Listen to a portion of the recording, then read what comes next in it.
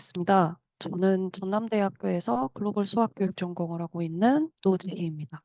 화면 공유를 떨리는 마음으로 해보겠습니다.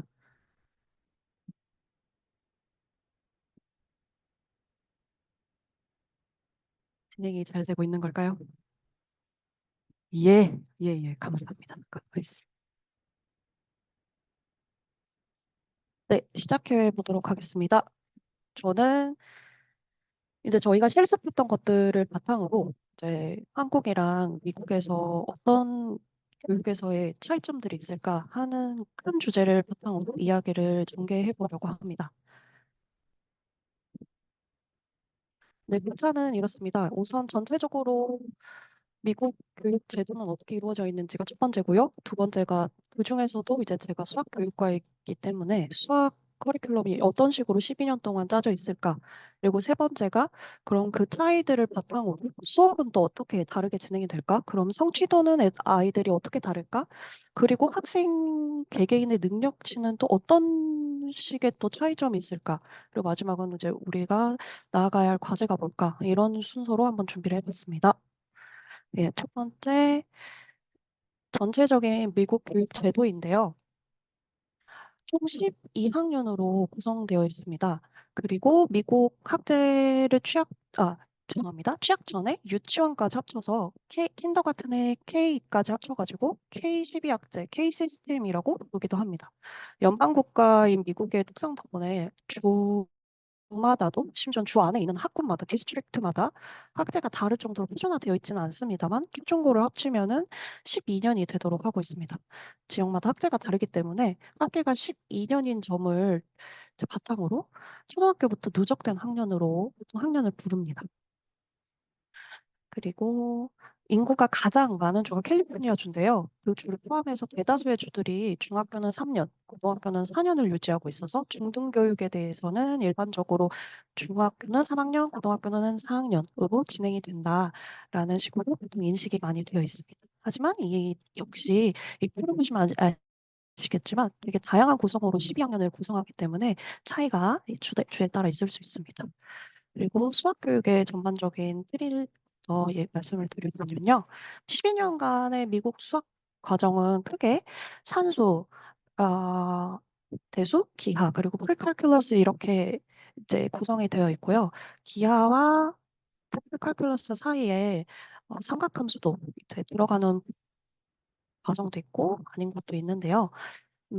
간략하게 어떤 학년에서 무엇을 배우는지도 조금 더 덧붙여서 설명드려보면 사칙영산, 비율, 소수, 퍼센트 이런 것들의 내용은 이제 산수의 이제 개념에 들어가는데요. 초등학교 레벨에서 배우고요. 7학년이 되는 중학교 1학년부터는 알제브라 들어가기 전에 프리 알제브라로 이제 처음 중등교육으로 배우기 시작하면서 알제브라를 처음 접하게 됩니다. 그래서 7학년에 이제 산수의 마지막 단계 배우고 8학년에 프리 알제브라 배우고 이제 고등학교 들어가는 9학년에 알제브라 1을 보통 듣는 흐름으로 가는데요. 그러면 알제브라 1은 어떤 과목이냐면 다항방정식 해를 구하는 방법이라든지 뭐 함수 그래프, 성질, 곱셈공식, 인수분해 이런 것들을 다루고요. 지오메트리는 이제 일반적으로 알제브라 1 다음에 이제 배웁니다. 그런데 항상 그런 건 아니라고 하더라고요. 네. 그리고 내용은 점선면, 도형 이런 것들 배우고 그래프를 가지고 뭐 증명도 하고 면적 부피 이런 것들 다루고 이제 알제브라 1에서 배웠던 식을 다루는 것들을 바탕으로 도형에 대해서 다루는 방법들을 배웁니다. 그리고 알제브라 2랑 삼각함수는 타원, 쌍곡선, 지수함수, 순열, 조합, 행렬 뭐 되게 다양한 개념들을 배우게 되는데 나중에 배울 이제 칼큘러스 미적분의 기초를 이제 알제브라 2에서 배우게 됩니다. 그래서 이제 그런 중등 과정과 고등 과정을 합쳐 이제 지나게 되면은 이제 어떤 친구들은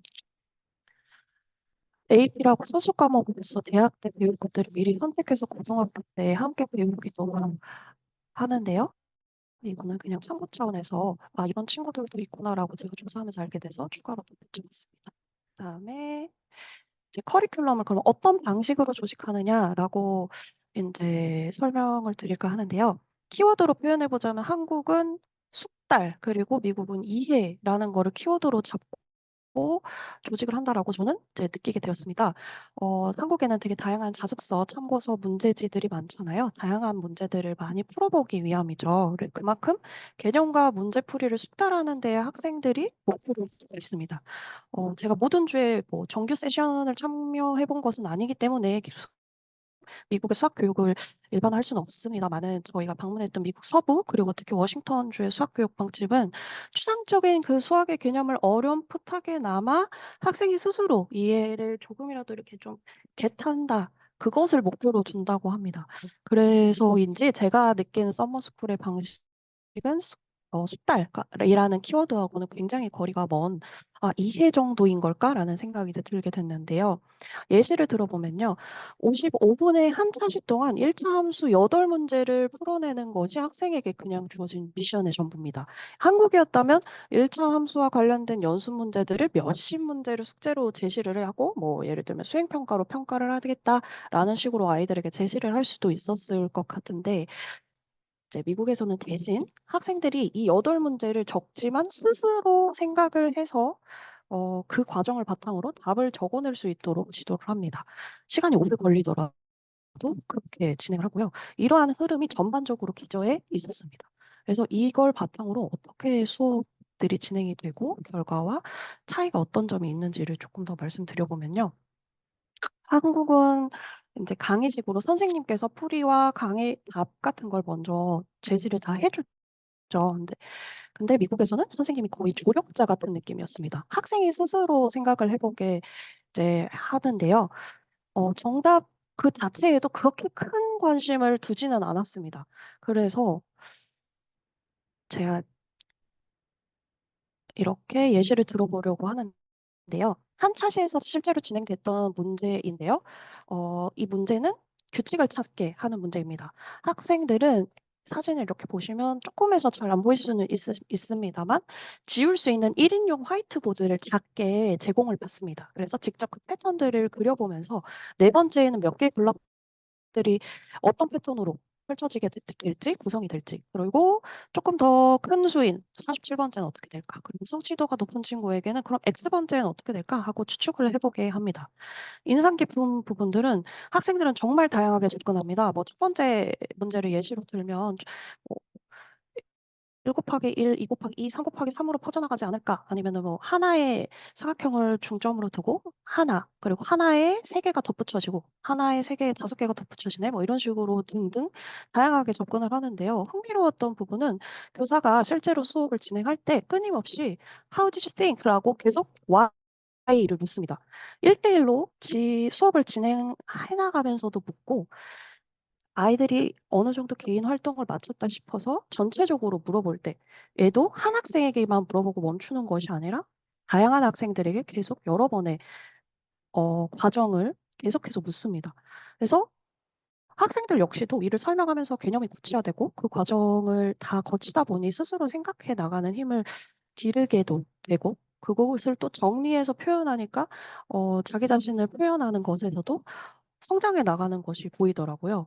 저는 오히려 특정 숫자를 통한 답이 빠르게 도출이 되면 그게 정답인지 그것을 궁금해서 체크하고 그것 외에는 관심을 두지 않았는데 3주 동안 실습을 하면서 제가 접근하는 방식은 '수많은 생각들 중 하나구나.'라는 것을 점점 깨닫게 되었습니다. 그리고 과정 그리고 학생들의 생각에 좀 더 초점을 두게 됐는데요. 이거는 실제로 진행됐던 스팅 액티비티 중 하나였는데요. 답이 애초에 정해지지 않은 정답이 정해지지 않은 액티비티였던 특성이 반영이 크게 되어서 학생들이 계속 나와서 1 명씩 2 명씩 3 명씩 자기가 생각하는 그 답들을 이렇게 화이트보드에 자유롭게 표현을 해 보는 거였는데요. 선생님 역시도 이를 적극 장려하고 아이들도 어 적극적으로 참여하는 모습이 인상 깊어서 사진을 남겼습니다. 제가 인제 미국 교육을 바라보면서 들었던 생각이 그림으로 딱 떠오르는 게 있었어서 제가 이제 그림을 가져오게 됐는데요.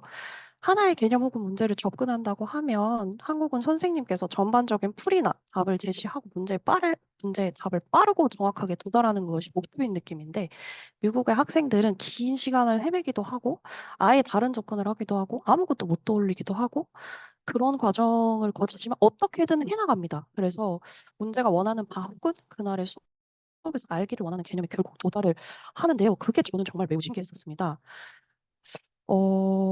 그래서 저는 '이 친구들이 못하는 게 아닐까?'라는 생각이 있었는데요. 실제로 OECD에서 주관해서 참여국의 만 15세 학생들을 대상으로 하는 국제 학업 성취도 평가의 80 개국 중에서 한국의 순위는 3, 4, 5등 정도의 상위권인데 미국은 15등 뭐 34등 삼 순위가 다채로운데요. 이를 바탕으로 미국은 또 역시 고민이 있다고 하더라고요. 학생들의 기초적인 수학 스킬들이 취약하고 해가 지날수록 학생들의 전체적인 성취도가 떨어져서 고민이 많다고 하는데 그렇다고 학생들 자체 하나하나가 스스로 생각을 하고 무언가를 만들어 나가는 힘 또한 '굉장히 부족한 걸까?'라고 이제 반문을 해볼 수 있잖아요. 제가 이제 또 하나 떠오른 일화는 최대철 교수님의 책에서 읽었던 일화인데요. 국립생태훈장을 지내셨던 교수님이신데 하버드 및 서울대 등 다양한 곳에서 교수를 하셨던 분이십니다. 하버드에서 실제로 생태학 가르칠 때 2차 방정식도 모르던 생태학 수강생들에게 수업에 필요한 부분이라서 미적분을 알아야 풀 수 있는 숙제를 내줬더니 80명 모두 다 숙제를 결국엔 제출했다고는 해요. 대신 기한을 2주 이렇게 넉넉히 주었을 때였는데요. 한 학생에게 어떻게 풀었는지 "2차 방정식도 몰랐는데 미적분 문제를 어떻게 풀었니?" 라고 물었더니 도서관에서 미적분학 책을 펴 놓고 읽으면서 풀었다고 말을 하길래 말이 안 된다고 처음에는 생각을 했대요. 근데 다른 친구들도 비슷한 답변을 했다고 합니다. 미적 그 그런데 서울대학교 교수 시절에 문과 학생들에게 하버드 대학교에서 냈던 문제를 그대로 내고 3 주를 줄 테니 도서관에서 미적분학 책이라도 펴 놓고 풀어 보라고 똑같이 제시를 했을 때 한 명도 못 풀었다고 합니다. 미적분학 책을 읽을 수 있는 능력이 갖춰지지 못한 것이라고 교수님은 생각이 드셨다고 하는데요. 미국 학생들은 1 시간을 주고 풀라고 하면 못 풀지만 두세 2-3 주를 주고 도서관에서 책을 보고 풀라고 하면 대부분 푸는데 그 정도까지는 중고등학교에서 훈련이 된다. 스스로 생각할 수 있는 힘이 훈련이 된다는 거라고 생각을 하신다고 합니다. 우리나라는 짧은 시간 안에 경쟁하는 문제 풀이 훈련이 비율이 높고 실제로 스스로 만들어 나갈 수 있는가 없는가를 좌우하는 능력을 배양하는 힘은 '아직 부족하지 않을까.'라는 생각을 조심스럽게 해 봤습니다. 실제로 제가 수학과를 복수 전공을 했는데 솔루션이라고 답지 혹은 풀이 과정이 이제 적어져 있는 해답지가 없으면 스스로 생각하기 어려워하는 학우들도 어렵지 않게 만날 수 있었어서 더더욱 그런 생각이 들었는데요.